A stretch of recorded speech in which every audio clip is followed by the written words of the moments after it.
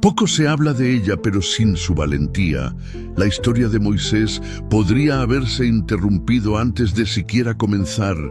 ¿Alguna vez has oído hablar de Séfora, la mujer que salvó a Moisés de un destino mortal? La Biblia menciona a Séfora como la esposa de Moisés, pero hay un misterio que muchos ignoran. Algunas escrituras sugieren que Moisés pudo haber tenido otra esposa, una mujer cusita. Este detalle provocó uno de los mayores conflictos dentro de su propia familia. ¿Eran Séfora y la mujer cusita la misma persona, o Moisés realmente se casó de nuevo? Además, Séfora tuvo un papel crucial en uno de los episodios más enigmáticos de las Escrituras, cuando con un acto inesperado impidió que Moisés fuera muerto por el propio Dios.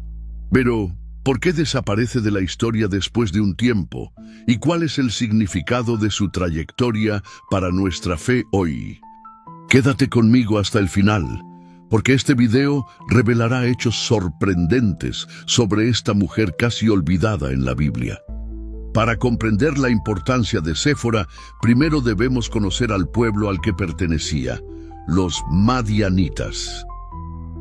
Los madianitas eran descendientes de Madián, uno de los hijos de Abraham con Keturá, su esposa después de la muerte de Sara. Esto significa que, aunque eran un pueblo extranjero, tenían un vínculo con la línea de fe de Abraham. Sin embargo, con el tiempo, los madianitas se alejaron del Dios verdadero y adoptaron prácticas paganas, mezclando su adoración con cultos idólatras. Curiosamente, la relación entre Israel y Madián siempre fue ambigua. Por un lado, vemos a Jetro, suegro de Moisés y sacerdote de Madián, como un hombre sabio y temeroso de Dios. Por otro lado, más adelante en la historia, los madianitas se convierten en enemigos de Israel, llegando a conspirar con los moabitas para corromper al pueblo de Dios. Números 25, 1-3. Pero, ¿y Jetro? ¿Quién era este hombre que se convertiría en una figura tan importante en la vida de Moisés? Jetro, o Reuel, como también se le llama en Éxodo 2:18, era un sacerdote de Madián. Esto indica que tenía un papel espiritual importante entre su pueblo, pero ¿a quién adoraba? A diferencia de otros madianitas, Jetro reconocía al Dios de Israel. Más adelante declara: «Ahora sé que el Señor es más grande que todos los dioses». Éxodo 18:11. Esto sugiere que Jetro, aun viviendo en un entorno de idolatría, creía en el Dios verdadero. Su carácter sabio y consejero sería fundamental en la vida de Moisés. Y fue en la casa de este hombre donde Moisés encontró refugio tras huir de Egipto. La Biblia nos cuenta que después de matar a un egipcio y huir a Madián, Moisés se detuvo cerca de un pozo para descansar. Fue en ese lugar donde presenció una injusticia.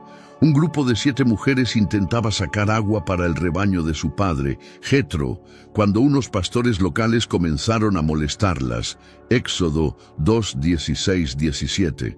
Aquí, el texto no entra en detalles sobre lo que los pastores estaban haciendo, pero es posible que intentaran robar el agua o impedir que las mujeres usaran el pozo, ya que en esa época las mujeres tenían menos derechos y a menudo sufrían abusos. Moisés, aun siendo un forastero, no se quedó callado. Se levantó contra los pastores y defendió a las mujeres, asegurando que pudieran sacar agua para el rebaño. Este acto de valentía llamó la atención de Jetro, quien, al escuchar el relato de sus hijas, lo invitó a quedarse en su casa. Así fue como Moisés conoció a Séfora. Este episodio muestra que Moisés ya llevaba dentro de sí el corazón de un libertador. No soportaba ver la injusticia, ya fuera contra un hebreo siendo golpeado en Egipto o contra mujeres siendo oprimidas en Madián. Además, el hecho de que Séfora sea mencionada como una de las hijas de Jetro, que presenció esa actitud, sugiere que ella misma quedó impresionada por el coraje de Moisés. Después de ser acogido en la casa de Jetro, Moisés comenzó una nueva etapa en su vida. Pasó de ser un príncipe de Egipto a un simple pastor en el desierto, cuidando los rebaños de su suegro. Con el tiempo se casó con Séfora, la hija de Jetro. El matrimonio entre Moisés y Séfora era, en cierto modo, inusual. Moisés era un hebreo criado dentro de la cultura egipcia, mientras que Séfora era madianita. Esto significa que tenían tradiciones, costumbres e incluso visiones espirituales diferentes. Sabemos que Jetro era un sacerdote y reconocía al Dios de Israel, pero Madián no era una nación completamente fiel a Dios. Muchos madianitas practicaban la idolatría y adoraban a otros dioses. Es posible que Séfora hubiera sido criada con influencias de esas prácticas. Por eso podemos imaginar que este matrimonio no estuvo libre de desafíos. ¿Tuvo Séfora dificultades para comprender la misión que Dios le daría a Moisés? La Biblia nos da pistas sobre la línea de tiempo en la vida de Moisés. Hechos 7:23 nos dice que Moisés tenía 40 años cuando mató al egipcio y huyó a Madián. Esto significa que pasó su juventud y parte de su vida adulta en Egipto, recibiendo la mejor educación de la época. Al llegar a Madián, se estableció, se casó con Séfora y tuvo hijos, y allí permaneció durante mucho tiempo. Éxodo 7:7 revela que Moisés tenía 80 años cuando regresó a Egipto para liberar al pueblo de Israel. Esto significa que vivió 40 años en Madián antes de recibir el llamado de Dios. Esto es algo profundo. Durante 4 décadas, Moisés llevó una vida sencilla, lejos de los palacios de Egipto. Probablemente ya había aceptado que nunca volvería a su tierra natal y que jamás tendría un papel destacado en la historia. Un día, mientras pastoreaba los rebaños de Jetro, Moisés tuvo una de las experiencias más impactantes de la Biblia. Vio la zarza ardiente, Éxodo 3:1-6. Allí, Dios lo llamó a regresar a Egipto y liberar a los israelitas de la esclavitud. Ese llamado lo cambiaría todo, no solo para Moisés, sino también para su familia. Y es aquí donde surge uno de los momentos más extraños y enigmáticos de la Biblia. En el camino de regreso a Egipto, algo aterrador sucede. Dios casi mata a Moisés, y sorprendentemente es Séfora quien salva su vida. Para este momento, Moisés ya había recibido el llamado de Dios en la zarza ardiente y estaba de camino a Egipto con su familia. Éxodo 4:24-26 dice así: Y aconteció que en el camino, en una posada, el Señor lo encontró y quiso matarlo. Entonces Séfora tomó una piedra afilada, cortó el prepucio de su hijo y lo echó a los pies de Moisés, diciendo: Ciertamente tú me eres un esposo de sangre. Y así el Señor lo dejó. Entonces ella dijo: esposo de sangre, a causa de la circuncisión. ¿Qué significa esto? ¿Por qué Dios casi mata a Moisés justo después de haberlo llamado para liberar a Israel? ¿Y por qué fue Séfora quien resolvió la situación?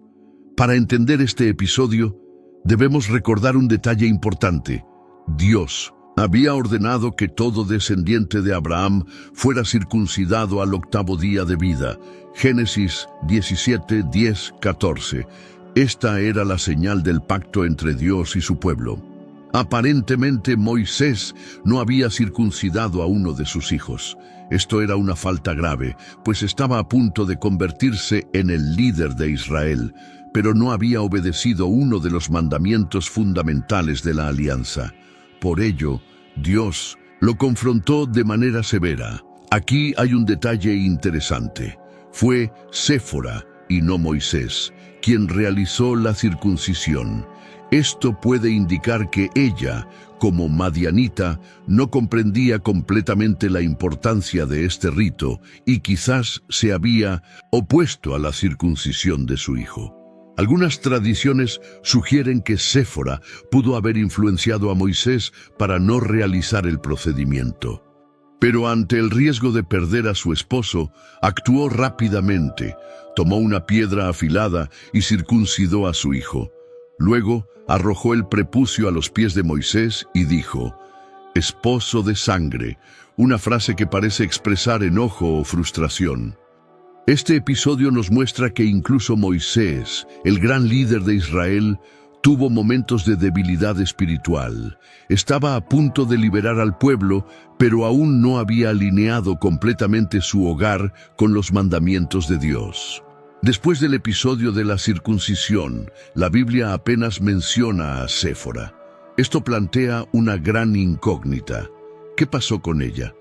Sabemos que en algún momento Moisés envió a Séfora de regreso a Madián, pues más tarde su suegro Jetro la trajo junto con sus hijos para reencontrarse con Moisés en el desierto, después del éxodo de Egipto. Éxodo 18:2-5. Pero, ¿por qué Moisés tomó esta decisión?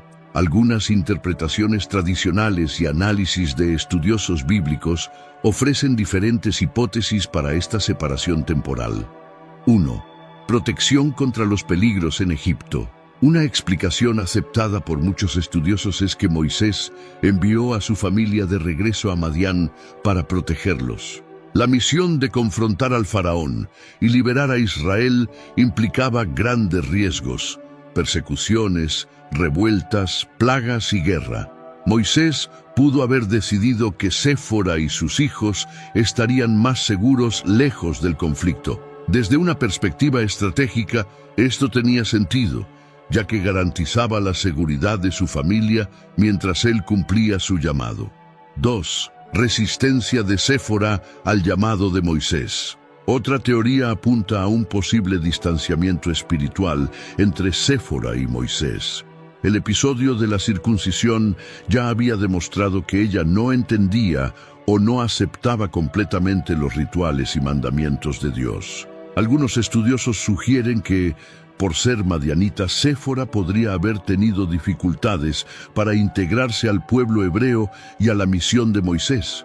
Esto pudo haber generado conflictos, llevando a Moisés a considerar que sería mejor que ella permaneciera en Madián. 3. Un posible enfriamiento en la relación. Otra hipótesis planteada por algunos teólogos es que, con el paso del tiempo, Moisés y Séfora pudieron haberse distanciado emocionalmente. El largo período de separación, las dificultades de la misión y las diferencias culturales podrían haber creado una brecha entre ellos. La Biblia no dice si Moisés llevó a Séfora definitivamente de vuelta con él en su viaje con Israel o si ella regresó a Madián después del reencuentro. El hecho de que la narrativa prácticamente no la mencione después de este episodio podría indicar que no estuvo presente en los eventos futuros. Cuando Jetro llevó a Séfora y a sus hijos para reencontrarse con Moisés, ocurrió algo interesante. Jetro observó cómo Moisés estaba sobrecargado liderando a Israel y le dio un consejo valioso. Moisés debía delegar responsabilidades a otros líderes para no agotarse. Éxodo 18:13-23. Moisés aceptó este consejo, lo que demuestra la fuerte influencia de Jetro sobre él, incluso después de tanto tiempo. Pero, ¿qué pasó con Séfora después de este reencuentro? La Biblia no vuelve a mencionarla. Esto plantea una cuestión intrigante. ¿Acaso Moisés tuvo otra esposa además de Séfora? La Biblia habla de una mujer cusita, mencionada en Números 12, cuya identidad ha generado mucha discusión entre los estudiosos. ¿Sería esta mujer una nueva esposa? ¿O Séfora y la mujer cusita serían la misma persona? Uno de los misterios más debatidos sobre la vida de Moisés aparece en Números 12:1, donde su hermana Miriam y su hermano Aarón critican a Moisés por causa de una mujer cusita. Y hablaron Miriam y Aarón contra Moisés a causa de la mujer cusita que había tomado, porque él había tomado por esposa a una mujer cusita. Pero, ¿quién era esta mujer? ¿Se trataba de Séfora o Moisés contrajo un segundo matrimonio? Aquí surgen dos principales interpretaciones. Algunos estudiosos sostienen que la mujer cusita mencionada en Números 12 era en realidad Séfora. El argumento para esta visión es que en la antigüedad, Madián y la región de Etiopía, tierra de los cusitas, podrían haber tenido alguna relación geográfica. Además, algunas tradiciones judías afirman que los madianitas tenían rasgos físicos similares a los cusitas, lo que podría explicar la referencia. Esta teoría sugiere que con el tiempo, Miriam y Aarón comenzaron a sentir envidia de la posición de Moisés y usaron su matrimonio como una excusa para criticarlo. Otra interpretación, aceptada por muchos estudiosos, es que esta mujer no era Séfora, sino una nueva esposa. Cus generalmente se refiere a Etiopía o a una región de África, y no hay evidencia directa de que los madianitas fueran llamados cusitas en la Biblia. Si Moisés realmente se casó de nuevo, ¿cuándo y por qué habría sucedido? La Biblia no da detalles, pero algunos sugieren que, tras una posible separación o la muerte de Séfora, Moisés pudo haberse casado nuevamente con una mujer de origen africano. Independientemente de quién fuera esta mujer, el texto indica que la crítica de Miriam y Aarón no se centraba solo en el matrimonio, sino que era un intento de cuestionar la autoridad de Moisés. ¿Acaso ha hablado el Señor solo por medio de Moisés? ¿No ha hablado también por medio de nosotros? Números 12:2. Miriam, que era profetisa, y Aarón, que era sumo sacerdote, parecían estar celosos del papel exclusivo de Moisés como líder. Sin embargo, Dios no aceptó esta actitud y castigó a Miriam con lepra, demostrando que Moisés era el elegido para guiar a Israel. Números 12:9-10. Con esto, vemos que Séfora pudo haber sido su única esposa o que Moisés, en algún momento, tuvo un segundo matrimonio. De cualquier manera, la Biblia deja claro que esta cuestión fue utilizada como una excusa para atacar a Moisés. Pero Dios defendió a su siervo. Aunque Séfora es un personaje secundario en la Biblia, su historia tiene un impacto profundo en la vida de Moisés y en la historia de Israel. A pesar de ser mencionada pocas veces, su presencia en momentos clave nos deja valiosas lecciones espirituales. Séfora era una extranjera, hija de un sacerdote madianita, y no formaba parte del pueblo elegido. Sin embargo, desempeñó un papel crucial en la vida de Moisés. Esto nos enseña que Dios puede usar a cualquier persona para cumplir sus propósitos, sin importar su origen. El episodio de la circuncisión nos muestra que no podemos ignorar los mandamientos de Dios, incluso cuando no los comprendemos por completo. Al principio, Séfora pudo haber resistido, pero en el momento crítico tomó la decisión correcta. Esto nos enseña que, a veces, Dios nos llama a obedecer antes de que entendamos completamente lo que Él está haciendo. Séfora y Moisés probablemente enfrentaron desafíos en su matrimonio debido a sus diferencias culturales y espirituales. Esto nos recuerda la importancia de tener una base espiritual sólida en el matrimonio, ya que una relación con visiones muy diferentes puede generar conflictos. Pablo refuerza esto en 2 Corintios 6:14. No os unáis en yugo desigual con los incrédulos.